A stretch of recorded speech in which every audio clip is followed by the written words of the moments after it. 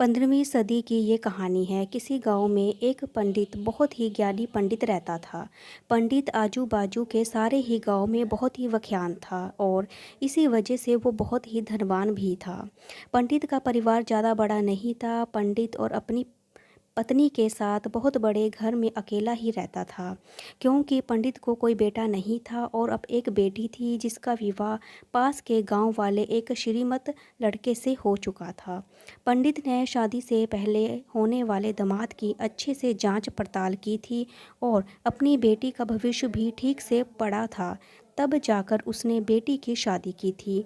लेकिन चंद सालों में ही पंडित का दामाद बुरी आदतों के चंगुल में फंस गया और जुआ और शराब की बुरी लत ने उसे सड़क पर लाकर रख दिया था।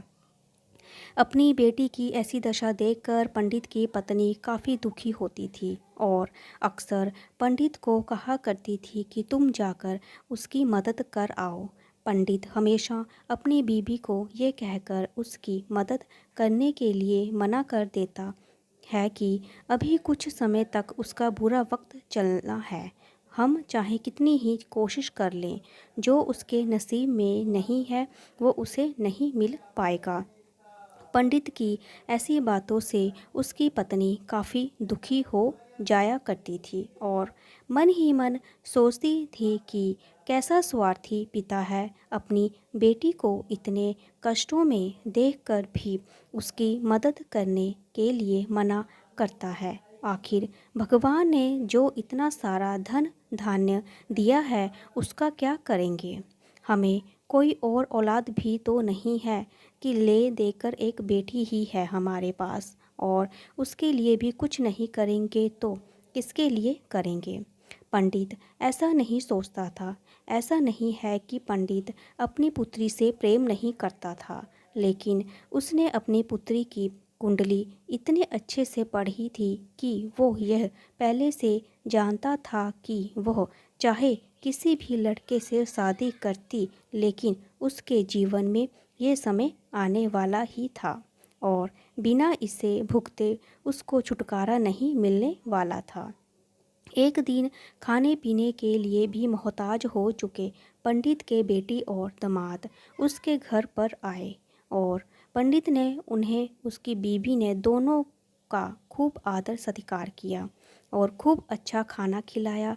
बेटी और दामाद की पंडित से सहायता मांगने की हिम्मत ना हुई, इसलिए वह बिना बोले ही वापस अपने घर को लौटने लगे। लेकिन माँ तो माँ होती है। पंडिताइनी से रहा नहीं गया और बिना पंडित की इजाज़त के उसके चोरी छिपे लड्डू के बूंदी के लड्डू बनाकर उसमें सोने के सिक्के रख दिए और बेटी और दामाद को दे दिए, ताकि बेटी और दामाद की कुछ आर्थिक सहायता हो सके। पंडिताइनी ये भी जान गई थी कि बेटी और दामाद शर्म के मारे उससे मदद नहीं मांग रहे थे, इसलिए उसने बेटी और दामाद को भी लड्डू में छिपे सिक्के के बारे में कुछ भी नहीं बताया। जाहिर सी बात है कि जब वो लोग घर पर जाकर लड्डू खाएंगे तो उन्हें उसमें सोने के सिक्के मिल जाएंगे।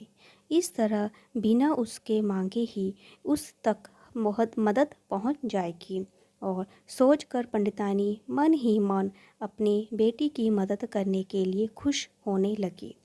पंडित के दामाद और बेटी उन दोनों का आशीर्वाद लेकर अपने घर की तरफ रवाना हो गए।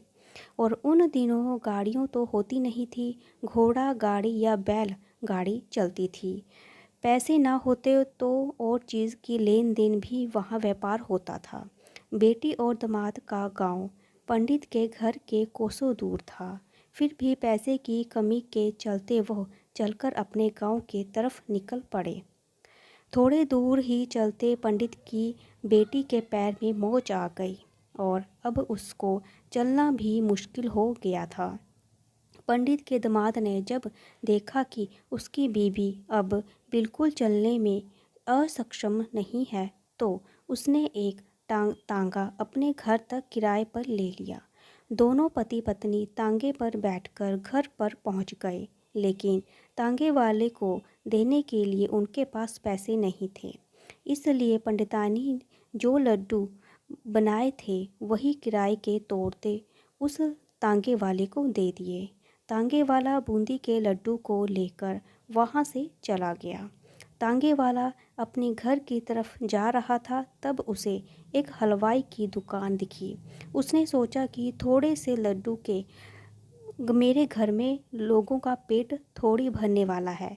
इससे अच्छा है मैं इस बूंदी के लड्डुओं को बेचकर उनसे कुछ चावल खरीद लेता हूँ।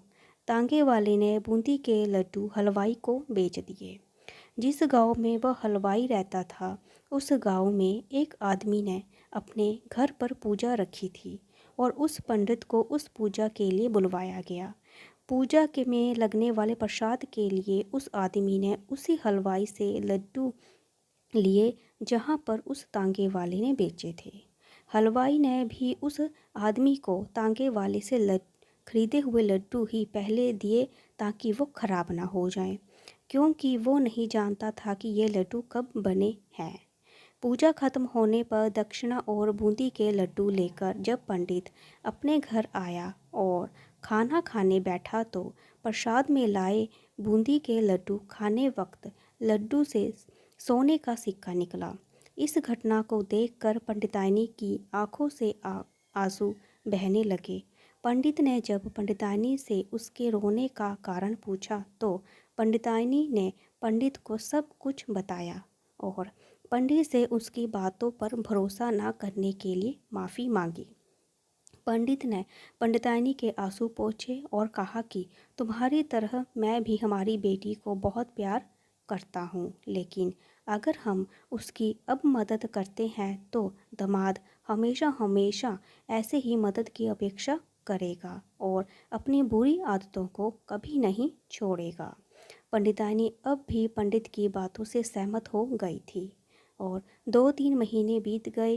पंडित के दामाद और बेटी फिर से एक बार उसके घर आए और इस बार उसकी परिस्थिति पहले से बेहतर थी, क्योंकि पिछली बार खाली हाथ जाने के बाद दामाद ने नया काम शुरू किया था और अपनी सारी बुरी आदतों भी छोड़ दी थी। इसके बाद दोस्तों, नसीब का लिखा नहीं बदलता ये कहानी आपको कैसी लगी? क्या आप भी नसीब पर भरोसा रखते हैं या फिर आप उन लोगों में से हैं जो अपना नसीब खुद अपने हाथों से लिखना चाहते हैं?